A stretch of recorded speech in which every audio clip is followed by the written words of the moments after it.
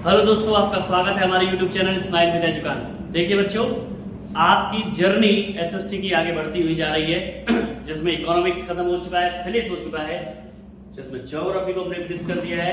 Economics के MCQs भी आपको प्रोवाइड किए जा रहे हैं। अब इसी में हम हिस्ट्री का चौथा चैप्टर लेकर आ चुके हैं, जिसका सभी को इंतजार था कि सर हिस्ट्री का कब खत्म होगा, हिस्ट्री कब आप फिनिश कराएंगे।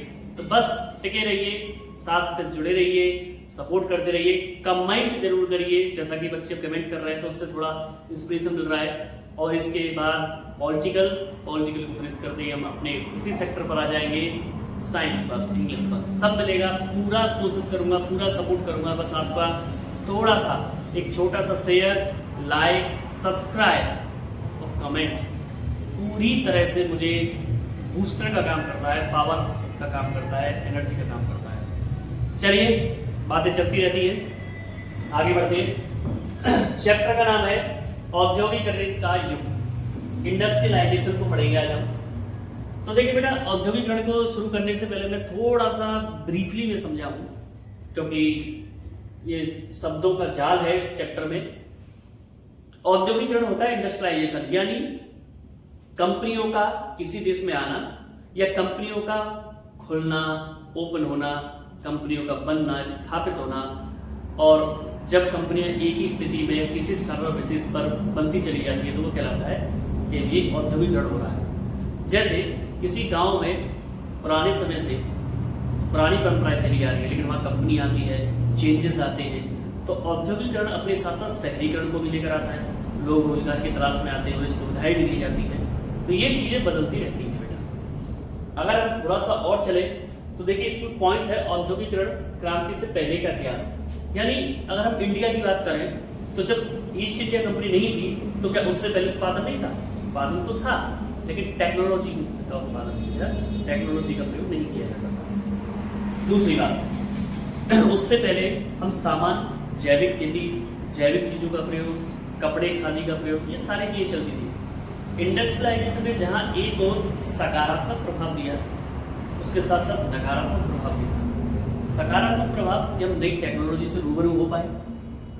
दूसरा, बाजारों में विकल्प बहुत सारे हो गए, ऑप्शन हो गए, अच्छी अच्छी चीजें हम प्राप्त करने लगे, कम कीमत पर प्राप्त करने लगे।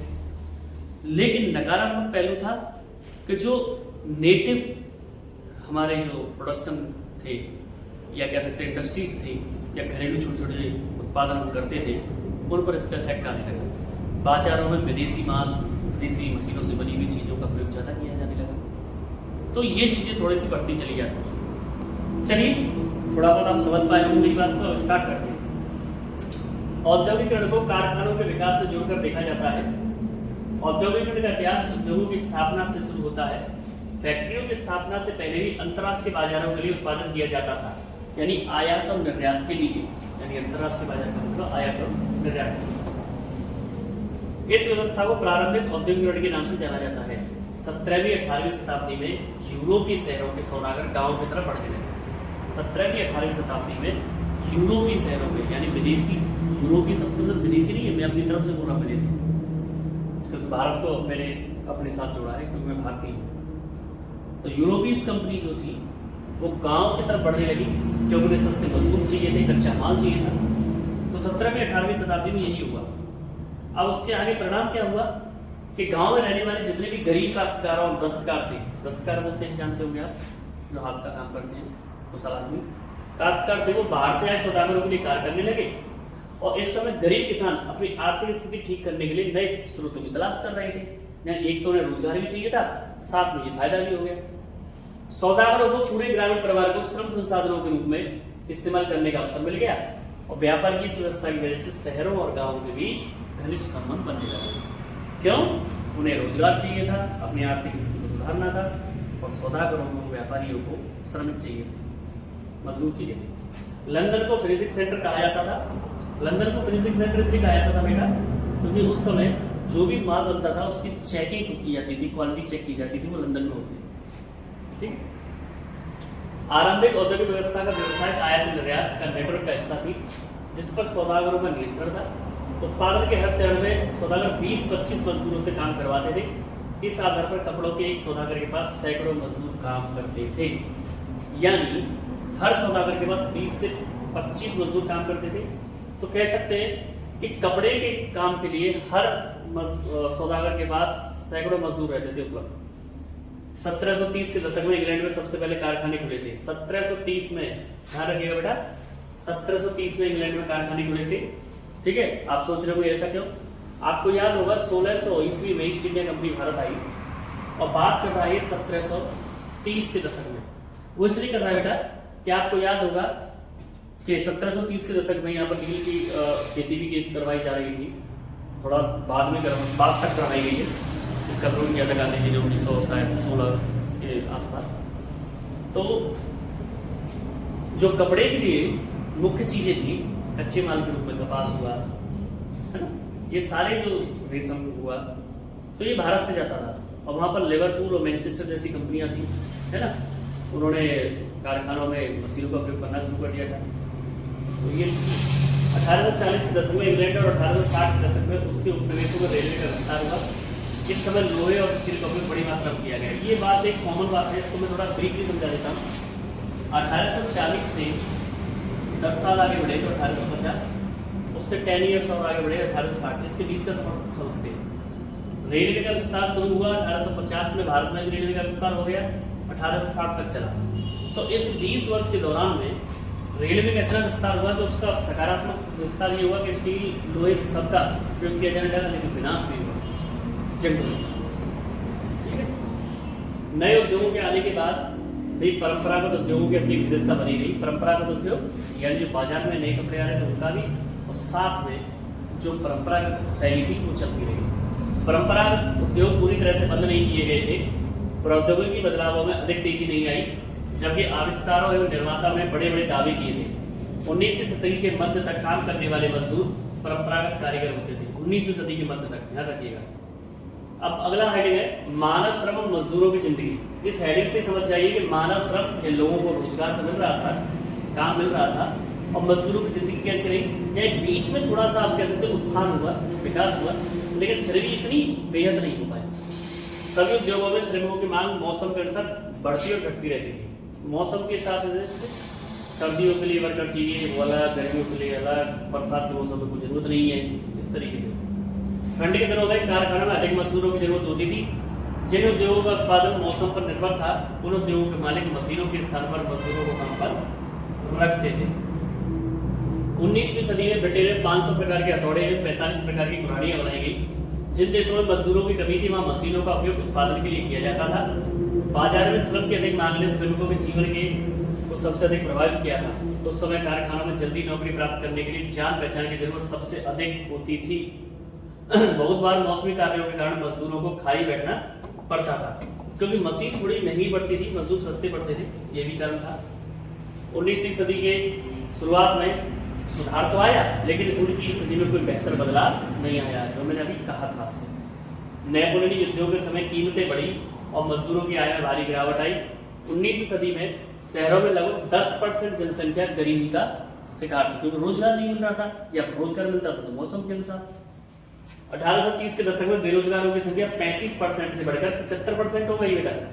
और 1840 के दशक में रेलवे स्टेशन, रेलवे लाइन और सुरंगों, सीवर इत्यादि से जुड़े निर्माण कार्यों पर जोर दिया गया, जिसके लिए मजदूर लगाए जाने लगे। अगला पॉइंट है उपनिवेशों में कपड़े का युग और बुनकरों की स्थिति। तो आप फर्स्ट चैप्टर के सेकंड चैप्टर जो है भारत में राष्ट्रवाद और भूमंडलीगत विश्व का बनना, इसको दिमाग में रखकर समझिएगा। मशीनों के आने से पहले अंतर्राष्ट्रीय कपड़ा बाजारों में भारत के रेशम और सूती कपड़े का महत्व सबसे ज्यादा था। पहले भारत के महीन कपड़े ऊंटों के माध्यम से दूसरे देशों में लाए जाते थे। गुजरात के सूरत बंदरगाह, मछलीपट्टनम और हुगली के माध्यम से व्यापार किया जाता था। ये हुगली नदी के बारे में तो हमने पीछे भी पढ़ा था, पटसन उद्योग वहां पर बहुत ज्यादा विकसित है ज्योग्राफी में। सौदागर बुनकरों से कपड़ा खरीदकर बंदरगाहों तक पहुंचाते थे और वहां व्यापारी मोल भाव करके सौदागरों से उन कपड़े को खरीद लेते थे। ये बिल्कुल सीधा है, इसलिए मैं थोड़ा सा आपको इधर उधर डाइवर्ट नहीं करूंगा बातों से। 1970 के दशक में यूरोपीय कंपनियों की ताकत बढ़ने की वजह से भारतीय सौदागरों का व्यापारियों से संबंध टूटने लगा। पहले व्यापार का कुल मूल्य 1 करोड़ रुपए से अधिक था, लेकिन 1970 के दशक में यह गिरकर 30 लाख रुपए हो गया।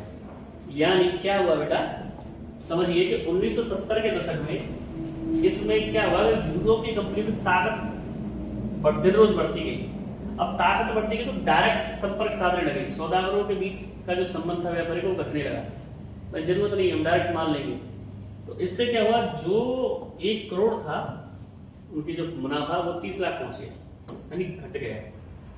व्यापार की दृष्टि से सूरत और हुगली बंदरगाह कमजोर हो रहे थे, वहीं दूसरी तरफ बंबई और कलकत्ता की स्थिति मजबूत हो रही थी, क्योंकि वहां बंदरगाह था, वहां के लोगों को रोजगार मिल रहा था, वहां के लोगों से कंपनियों का संबंध बढ़ रहा था। ठीक है, नए बंदरगाह को अधिक महत्व देने से औपनिवेशिक सत्ता की ताकतें बढ़ने लगी। 1970 के दशक के बाद ईस्ट इंडिया कंपनी के आगमन से शुरुआत में भारतीय कपड़े के निर्यात में अधिक गिरावट नहीं आई, शुरुआत में नहीं आई।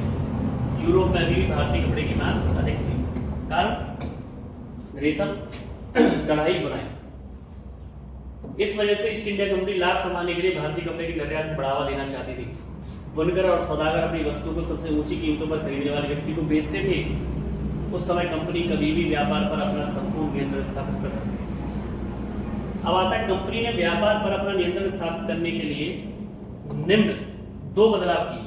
क्या बदलाव किए, सुनिए। नंबर 1 कि कंपनी ने व्यापारियों और दलालों की सक्रियता समाप्त कर दी, साथ ही बुनकरों पर नियंत्रण स्थापित करने की कोशिश की। नंबर 1 पॉइंट कि कम जो भी मतलब अपनी स्थिति को सुधारने के लिए कंपनी ने क्या किया, व्यापारी और दलाल तो उनके बीच को मध्यस्थता को खत्म कर दिया, डायरेक्ट वो संपर्क करने लगे बुनकरों से। बुनकरों को कंपनी के अलावा दूसरे खरीदारों के साथ कारोबार करने पर पाबंदी लगा दी गई। अब बुनकरों का पूरा परिवार बुनकरी के कार्यों को पूरा करने में लगा रहता था। इस समय बुनकरों ने अपनी छोटी छोटी जमीनों को भाड़े पर दे दिया। सौदागरों और बुनकरों के बीच लड़ाई झगड़े होने लगे। कंपनी बुनकरों को बहुत कम कीमत देती थी, कंपनी कम कीमत देती थी। बुनकर अधिक कर्ज में डूबे होने के कारण कंपनी के साथ कम कीमत पर भी व्यापार करते थे। कुछ बुनकर परेशान होकर गांव छोड़कर चले गए और कुछ गांव के व्यापारियों के साथ मिलकर कंपनी की व्यवस्था के खिलाफ विरोध प्रदर्शन करने लगे। 19वीं सदी के दौरान बुनकरों के सामने अनेक कठिनाइयां आ चुकी थी। क्यों आ चुकी थी? या तो उनकी बात मानो भाई, या तो उनकी बात मानो, नहीं तो दिक्कत तो आती है। तो ये चीजें उनके सामने आने लगी। तो यहां पर हमारा ये फर्स्ट पार्ट खत्म हो चुका है। इसमें कुछ ज्यादा टिपिकल नहीं था, मैं ब्रीफ में फिर समझा देता हूं। हमने समझा औद्योगिकरण क्या होता है। औद्योगिकरण आने से पहले भारत की स्थिति कैसी थी, यानी क्रांति से पहले 1947 से पहले या 1857 से पहले भारत की स्थिति क्या थी। उसके बाद समझा हमने कि भारत में किस प्रकार औद्योगिकरण का बढ़ावा मिला, बुनकरों को और मजदूरों का कैसे तालमेल बैठा सौदागरों के साथ, किस प्रकार कंपनी से उनका सहयोग बैठा, उसके बाद क्या नियम अपनाए कंपनी ने, क्या उनकी आर्थिक स्थिति सुधर पाई। इन चीज़ों के बारे में हमने आज चर्चा की। इन चीज़ों के बारे में आज हमने चर्चा की। तो इसी बात को हम पूरा करेंगे अगली वीडियो में। आशा करता हूँ अगली वीडियो में हमारा चैप्टर फिनिश हो जाएगा। तो हमारे चैनल से जुड़े रहिए, लाइक कीजिए, शेयर कीजिए, सब्सक्राइब कीजिए, कमेंट कीजिए। Stay healthy and stay fit. जय श्री श्याम।